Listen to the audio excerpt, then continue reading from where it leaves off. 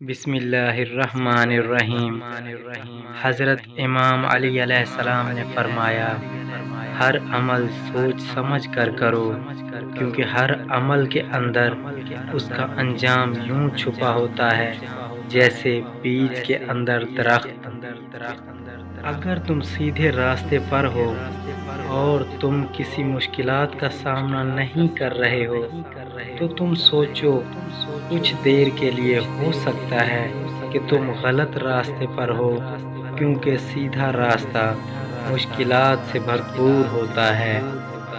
اپنا سر اونچا رکھو کہ تم کسی سے نہیں ڈرتے، لیکن اپنی نگاہیں نیچے رکھو تاکہ پتہ چلے کہ تم ایک باعزت گھرانے سے تعلق رکھتے ہو۔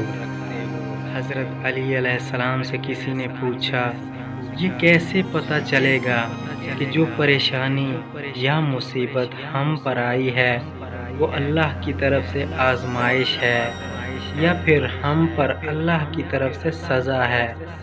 آپ نے جواب دیا، جو مصیبت تجھے اللہ کی طرف لے جائے وہ آزمائش ہے، اور جو مصیبت تجھے اللہ سے دور کر دے وہ سزا ہے۔ اسے اپنا کوئی راز مت بتاؤ جس کا کوئی راز تمہارے پاس نہ ہو۔ سختیاں اور پریشانیاں اپنی انتہا تک پہنچ جائیں تب بھی فراغی اور کامیابی کی امید رکھو۔ بے وقوف ترین انسان وہ ہے جو اپنی بد کلامی پر فخر کرتا ہے۔ اس شخص کو دوست مت بناؤ جو کسی محفل میں آپ کو شرمندہ کرنا چاہے، وہ مذاق میں ہی کیوں نہ ہو۔ ہمیشہ ایسے شخص کو چنا کرو جو آپ کو عزت دے، کیونکہ عزت محبت سے کہیں زیادہ خاص ہوتی ہے۔ پریشانی میں مذاق اور خوشی میں طعنہ مت دو، کیونکہ اس سے رشتوں میں موجود محبت ختم ہو جاتی ہے۔ غصہ کو پی جاؤ، نتیجہ کے لحاظ سے میں نے اس سے میٹھا اور اختتام کے لحاظ سے اس سے لذیذ گھونٹ نہیں دیکھا۔ وقت اور دولت دو ایسی چیزیں ہیں جو انسان کے اختیار میں نہیں۔ وقت انسان کو مجبور اور دولت مغرور بنا دیتی ہے۔ محبت سب سے کرو، لیکن اس سے اور بھی زیادہ کرو جس کے دل میں تمہارے لیے تم سے بھی زیادہ محبت ہے۔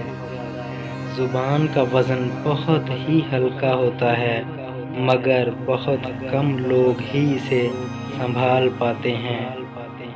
تنگ دستی جسے لوگ معیوب سمجھیں اس مالداری سے اچھی ہے جس سے انسان گناہوں اور خرابی میں مبتلا ہو کر ذلیل و رسوا ہو۔ اگر کوئی آپ کی فکر کرتا ہے تو اس کی قدر کرو، کیونکہ دنیا میں تماشائی زیادہ اور فکر کرنے والے بہت کم ہوتے ہیں۔